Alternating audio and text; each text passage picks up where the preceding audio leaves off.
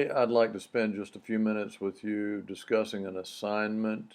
I've brought a copy of the assignment by way of sticky note to you, and you see the nature of the assignment. If you read through that, it might be just a little confusing, so I thought this video might offer some help in explaining exactly what we want to do. In a textbook by Heisinger, Managerial Accounting, I came across some information about AMD that really is interesting, that indicates that AMD is a very large organization. They make computer chips. They're a rival of Intel's. And there's an income statement and balance sheet presented in this text, but also there's a link to AMD's website.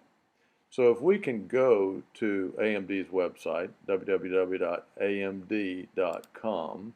and once we get there, if you'll move up to the top where it says About AMD and click on the link in the menu, and then if you will move to Corporate Information and click on the link associated with corporate information, you'll be brought to this page, which provides you with a link to the annual report, and also will provide you with some additional information a little lower in the page. So after reading some of this other information, if you'll consider this particular paragraph, AMD has long been a pioneer in the graphics space. Last sentence, more than ever, graphics define the user experience, and AMD is leading the way. Now, it becomes very important, very apparent and important to realize that AMD has to spend a lot of money on research and development. To be an innovator like that, it has to spend a lot of money. It has to invest in that over time. So if you would, to give you some flavor for the company as a whole, go to this corporate overview video. If you would, click on the video, watch the video. It's just several minutes, and then we'll come back to the annual report. After doing that, the annual report is here, and if you'll go to the annual report, what you'll find is a letter to the stockholders by a person named Rory Reed, who is the president and CEO of AMD.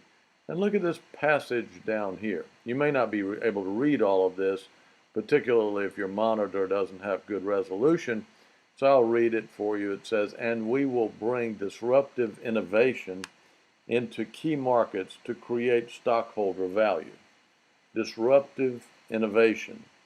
That means that they're counting on the fact that they're going to be able to bring a great deal of creative thinking, I guess, to the marketplace. And if we go down to the financial statements, and the financial statements are on page 69, so I think we're about there. Then the financial statements show income from continuing operations. Incidentally, there was a fairly big hit here, and that's explained on page 84 in the 10K. But what you can see is that income from continuing operations decreases over a 2-year period of time. Decreases with some significance over a 2-year period of time.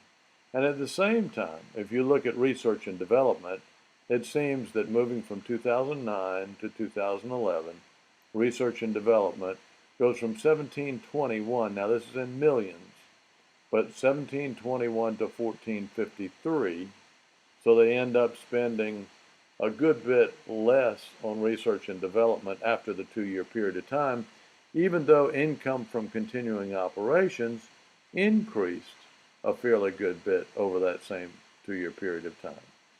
If you would, to return to the assignment, what we'd like to do is have you move through these steps just as I've shown you, then go, after viewing the corporate video and reading the additional information, to this discussion question.